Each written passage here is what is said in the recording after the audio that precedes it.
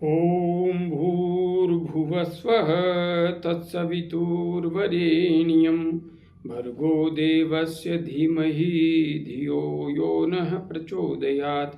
उस प्राण स्वरूप दुखनाशक सुख स्वरूप श्रेष्ठ तेजस्वी पापनाशक देव स्वरूप परमात्मा को हम अपनी अंतरात्मा में धारण करें। वह परमात्मा हमारी बुद्धि को सतमार्ग की ओर प्रेरित करे। भाइयों बहनों, जय श्री राम, जय गुरुदेव, जय मां आदिशक्ति। आप सभी आत्मीय परिवारजनों की साधना से संबंधित जिज्ञासाओं का समाधान करते हुए मैं आज एक बेहद आनंददायी एवं महत्वपूर्ण जिज्ञासा को सम्मिलित कर रहा हूँ। शायद अब तक हमारे समक्ष रखी गई यह सबसे अधिक आनंद देने वाली जिज्ञासा है। भाई मुकेश शर्मा जी ने अपनी जिज्ञासा प्रकट करते हुए लिखा है, कुंडलिनी जागृत कर लेने पर जब शिव शक्ति एक हो जाएं, तो क्या बिना स्त्री के साधक संतान उत्पन्न कर सकता है? भाई मुकेश जी, पहली बात तो यह है, यदि संतान ही उत्पन्न करनी है तो कुंडलिनी जगाने की कहाँ आवश्यकता है। विवाह कीजिए और संतान उत्पन्न कीजिए। हाँ, कुंडलिनी जगाने के बाद भी संतान उत्पन्न की जा सकती है, कोई समस्या नहीं है। किंतु स्त्री की आवश्यकता फिर भी होगी, क्योंकि संतानोत्पत्ति एक साइंस है, एक विज्ञान है, और कुंडलिनी जागरण भी एक विज्ञान है। उसकी अपनी परिणति है और संतानोत्पत्ति की अपनी। संतानोत्पत्ति मूलाधार चक्र का विषय है। जब आपकी काम शक्ति मूलाधार चक्र पर रहेगी, ऐसी स्थिति में वह आपके भावों में जो विचलन पैदा करेगी, जो विपरीत लिंग के प्रति आकर्षण पैदा करेगी, वह ऊर्जा स्त्री के साथ मिलकर के एक नई सृष्टि का निर्माण करेगी।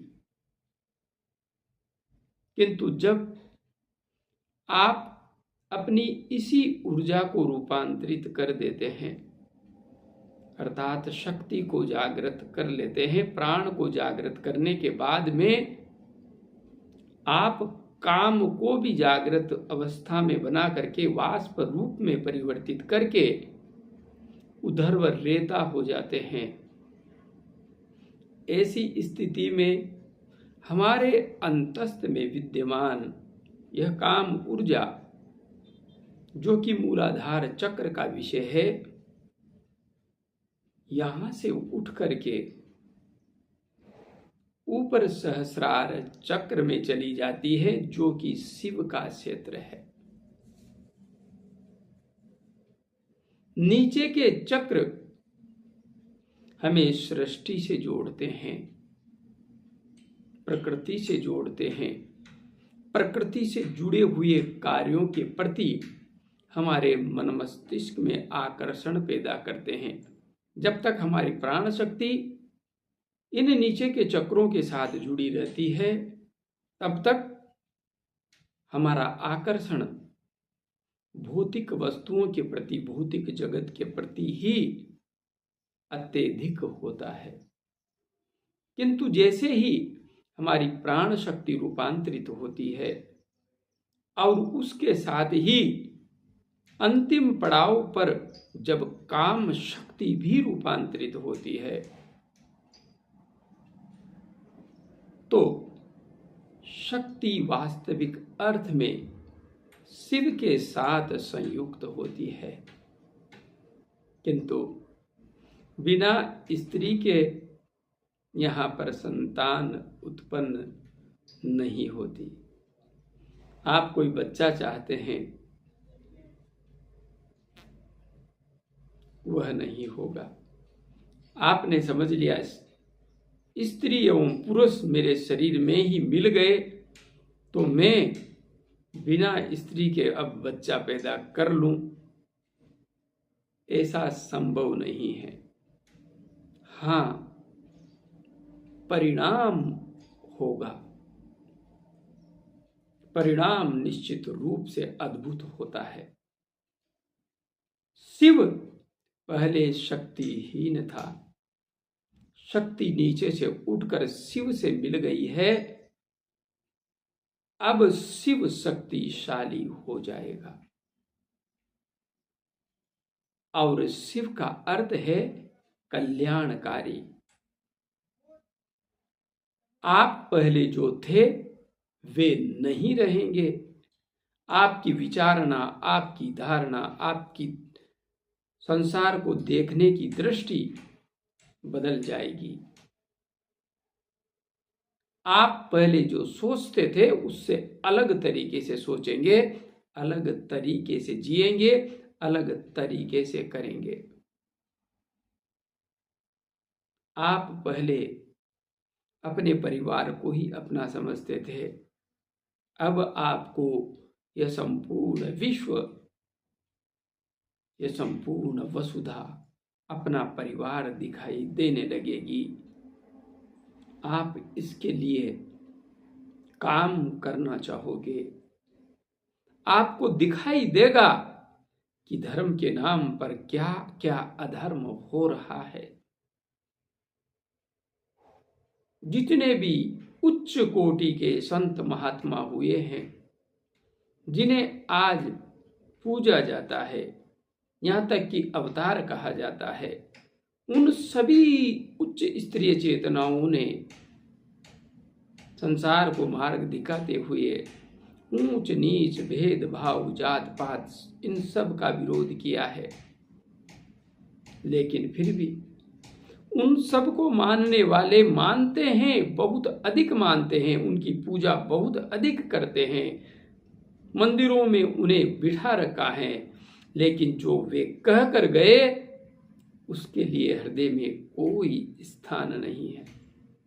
उन्होंने अंतस में डूब करके वास्तविक सत्य को समझा था, बताया भी है, बरसक प्रयास किया, लेकिन उनको मंदिर में जाकर बिठा दिया। हम आपकी रोज आरती उतारेंगे, घंटा बजाएंगे, लेकिन आपकी मानेंगे बिल्कुल नहीं, नहीं मानेंगे।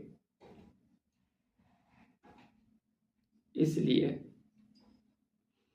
संतानोत्पत्ति नहीं होती, आपके विचार रूपांतरित हो जाते हैं, आप स्वयं बदल जाते हैं, आपके अंतस्थ में बेहद रूपांतरण आ जाता है।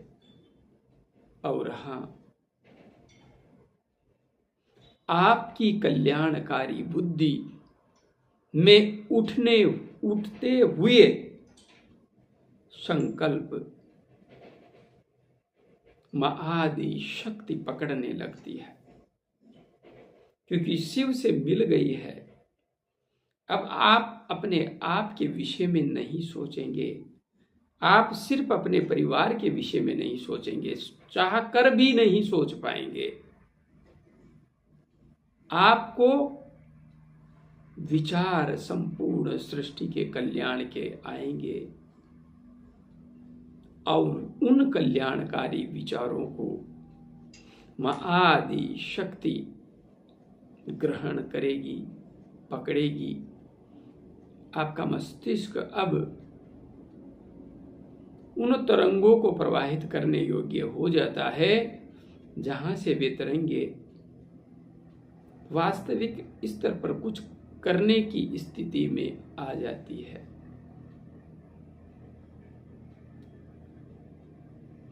यह स्पष्ट है। और संसार में यदि किसी को कोई बड़ा परिवर्तन करना है तो इस बात से ऊपर उठना ही होगा कि कल युग में जप तप ध्यान साधनाएं नहीं की जा सकती। मेरे को यदि किसी बात पर सबसे अधिक क्रोध आता है तो ये जितने भी गुरु यह कहते हैं कि कलयुग में जप तप ध्यान नहीं किया जा सकता, उठते बैठते बस राम राम कर लो, कृष्ण कृष्ण कर लो, राधे राधे कर लो, तुम्हारा कल्याण हो जाएगा। कलयुग में ऐसी साधना ही नहीं की जा सकती जैसी सतयुग में होती थी। योग सिद्ध नहीं किया जा सकता, ध्यान सिद्ध नहीं किया जा सकता। इन हराम खोरों ने सत्य सनातन धर्म का सत्यानाश कर दिया है। भटका रहे हैं। नाम हर युग में आधार था। ओम क्या है? ओमकार क्या है? नाम ही तो है उस परब्रह्म परमात्मा का। एक ओम सत्य नाम। उसी प्रकार से राम कृष्ण राधे जो भी कहें ये सब नाम हैं। इनके जप से प्रभाव पड़ता है, लेकिन उच्च कोटि की योग साधना से भटका देना, साधकों के अंतस्थ में भ्रम उत्पन्न कर देना, उन्हें हमेशा मूढ़ अज्ञानी बने रहने के लिए प्रेरित कर देना, यह धर्म के साथ धोखा नहीं तो फिर क्या है?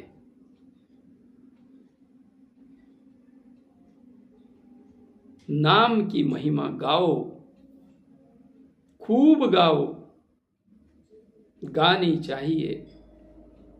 उठते बैठते किसी भी नाम का जप करना अच्छा है, बुरा नहीं है, लेकिन इससे आपके अंतस्थ में जो रूपांतरण वास्तविक अर्थ में घटना चाहिए वो नहीं घटेगा।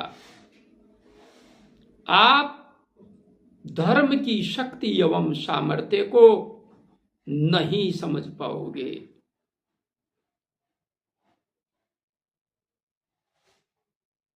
यदि समझना है तो अपने आप के साथ कुछ विशेष जोड़ना पड़ेगा और सनातन धर्म को वर्तमान में इसकी आवश्यकता है।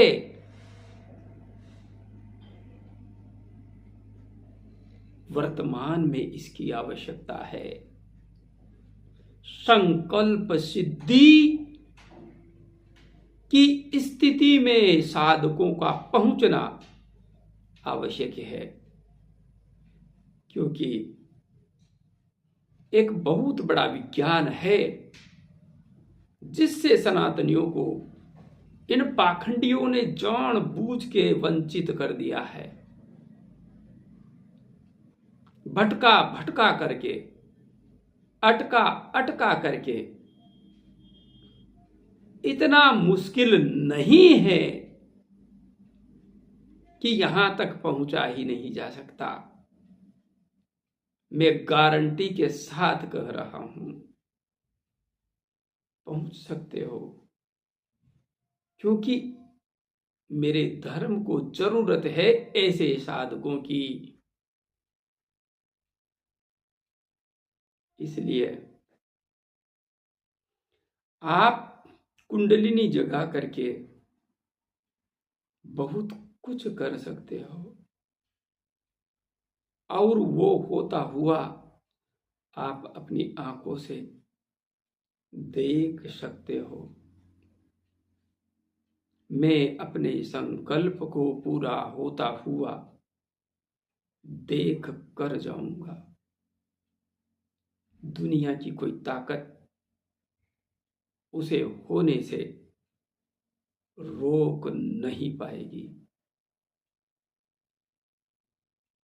इसलिए बदलो अपने आप को, बढ़ो इस मार्ग पर। मैं कदम कदम पर आप सबके साथ हूं। हाँ, हीरे इस संसार में बहुत कम है, कंकड़ जगह जगह मिलेंगे, और यहाँ पर धर्म के नाम पर हीरे तराशने का काम कम हो रहा है, और कंकड़ों को बिखेरने का काम अधिक। तुम हमेशा कंकड़ बने रहो, यही तो यह दुनिया चाहती है। नहीं चाहती कि तुम हीरे बन जाओ, अनमोल बन जाओ, बहुमूल्य बन जाओ। कम ही सही, लेकिन कुछ तो बने। आपकी संकल्प शक्ति बड़े काम की चीज है। आगे बढ़ो, आपको अपना लक्ष्य स्पष्ट रूप से पुकार रहा है। जय गुरुदेव, जय मां आदि शक्ति।